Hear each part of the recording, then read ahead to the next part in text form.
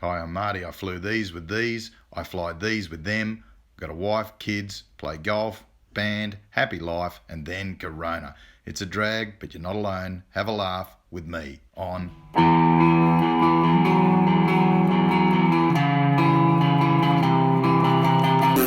Well, welcome back. Marty Does Rona. This must be the 50th video, I'm thinking. Haven't done one for about a week. I just felt the wind out of my sails, and I reckon some of you might be feeling the same way. Just got other things that have started to grab my attention, mainly my golf game, as frustrating as always. I finally broke 90. If you play golf, that's quite significant, but I haven't been able to recapture it. I've been playing terrible ever since. The hair. This crisis has caused my male vanity to hit all-time highs. I just got bored. I bleached it bright white. That was a terrible result, so I've gone back Ranger. Got my daughter to help me do that this morning. And not only have I got the midlife crisis going on up here, it turns out I haven't been getting fitter during this whole mess. I'm 103 kilos. I've never been heavier, so dear. Okay, so that's my next mini goal, is just to get that headed back down. Otherwise, I'm not going to be able to fit into the into the chair when we eventually return to work. I looked at my little book that I keep all my notes for any of these episodes in, and it started on the 20th of the 3rd, 20, and here we are. Today's the 30th or the 31st, I think it is. Yeah, it's the 31st of the 5th, 20. So over 2 months we're into this, and I think reality is starting to really set in for a lot of us. So I don't know, I'm on the JobKeeper payment. I'm just going to let the JobKeeper payment click over and burn my leave a little bit later, I think. Some other people have different strategies. The government's now talking about fine-tuning that past September. We'll see how it goes. I'm still in absolute awe as to why 334 of you have subscribed to this channel, or even want to hear me open my mouth. I get sick of my voice at the best of times, so I don't know why you're listening to this. I'll make them quick as I can. They might only be 3 minutes long or 15 minutes. I'll just see what comes out. I've actually got something I'm really motivated to do coming up on a more serious note. I want to do a series called The Honest Pilot, and just probably about 5 big videos about what you and I do for a living. And it might be interesting just to reassess and to take stock at this stage where we've got such a pause. I was talking to a lovely long-haul Captain A380 driver, and we were discussing it's such a can of worms when we come back to work. The normal state of affairs is that you have a couple of guys away on long service leave or long-term sick leave, and they come back and they fly with very experienced guys who are very current. This is going to be the oddest situation where almost en masse uncurrent, and we're coming back to be current. It's going to require such professionalism on our behalf as well as the company's behalf when we do eventually get back to work. Very interesting state of affairs that, and first time anyone's gone through this sort of thing with our level of work, so interesting. And that's why I think maybe it'd be useful to some people just to step back and take stock of what we actually do for a living and just put a bracket around it. So the first video will be about the individual. The second video would be about 2 individuals coming together to form a team, talking about the captain-FO relationship and how we manage that, how to do each job really well. Truths after 30 years in the game. I've been flying since I was 17. I've 30 plus years flying. I must have learned something. So I just want to categorize that for my own benefit, and perhaps somebody else can enjoy it as well. Talking about what the actual job is. I think we can get very wound around the axle without thinking about what the actual job is. So look at that, and also the cost of doing that job and the benefits of doing that job. I think a series called The Honest Pilot, maybe 5 videos. Let me know what you think in the comments section, and if you think you'd like to watch that, I'll produce them.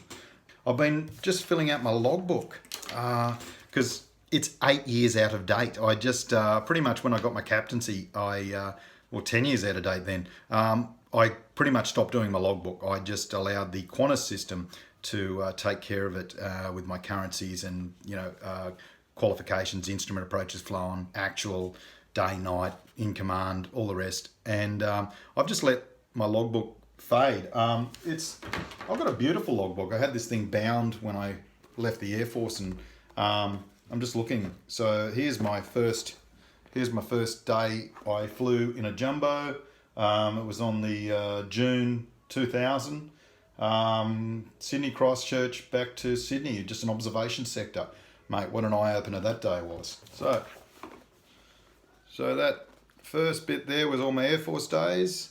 There's all my second officer, first officer days, and then I've got pretty much the same again to do in my logbook for my captaincy time.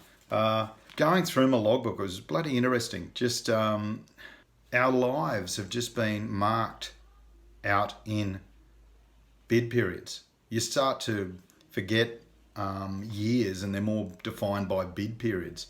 Initially, when you first do your first solo, you sweat on every single minute, every single hour, and they're carefully recorded in that logbook to build up that precious time to show that you're a pilot, you're part of this thing. But after 10, 20, 30 years in the game, the 8-hour, 4-sector day you just did just turns into a blur with all the rest, and maybe doesn't have the same gravitas as that first solo hour. The legs, the 3-letter abbreviations, all those 1.1 hour sectors, the 1, 2, 3, 4-day trips short haul, the 2-week trips long haul, they don't tell the story when you're looking at the logbook. All those numbers that you fill out, they don't show the threats that were avoided on every single one of those flights, the professionalism that was displayed, who flew the leg, why, the privilege to sit there and watch another person with extreme professionalism do what they do best. They don't show the fatigue that can set in, the repeated effort that's required. I put little side notes in my logbook, like in brackets, windy. That one word doesn't describe the effort involved in manhandling a 737 with a roaring crosswind on the cross runway into Perth late after a 4-sector day, when the last thing you want to be is sitting there and you want to be home having a beer. But it's what you should be doing. If not you, who? It doesn't tell the story of the day that surrounds each of those days. The 2 or 3 sectors in your logbook don't tell of the riding the push bike to work, or having a great coffee and a conversation throughout the day with the great person you're flying with, or the cab ride to the hotel and then noodles at 1 a.m. None of that's recorded in your logbook. But all this builds up layer upon layer to be a wall of effort, a wall of experiences. And they're your experiences. The thing that stood out for me when I was filling my logbook out is not the legs, because they all turn into a blur. I can't remember each individual approach I do into Sydney or each individual approach I do into Newman. But what stands out, what comes through crystal clear is the people, the names that are put next to your name in that logbook, in that cockpit. You remember the good captains. You remember the bad ones. And over time, your opinion of that mellows. When you swap seats, this is very true of the co-pilots. And the truth is, there's really no bad ones. The years build up one after the other, and it becomes not defined by a calendar, but your life becomes defined by bid periods as an airline pilot. This metronome of flying sets a rhythm for you through your 30s, your 40s, your 50s, into your 60s. And you realise why this pause that we're having right now is so painful as that metronome grinds to a halt. The pain is not just financial. It's that rhythm in your life's been taken away. And of course that begs the question, what will the next 10 and 20 years look like? Your guess is as good as mine. Logbook. A lot to think about.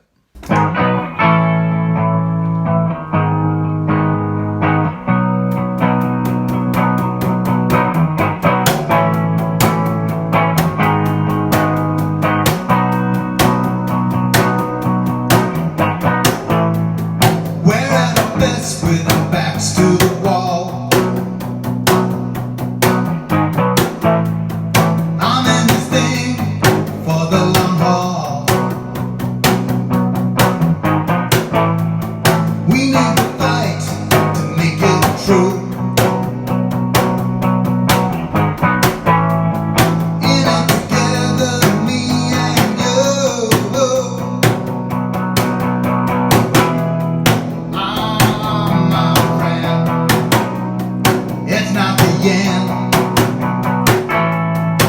It's just the start of something new.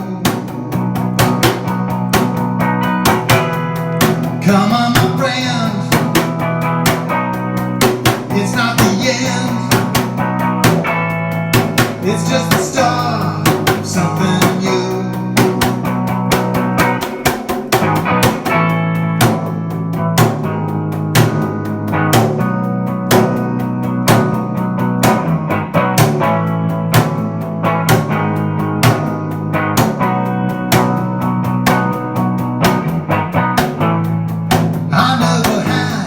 Single doubt,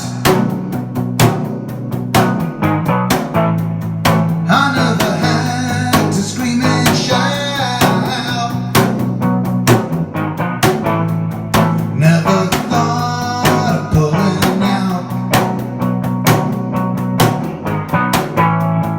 I'm here before and I'm here now. Oh, come on, my friend.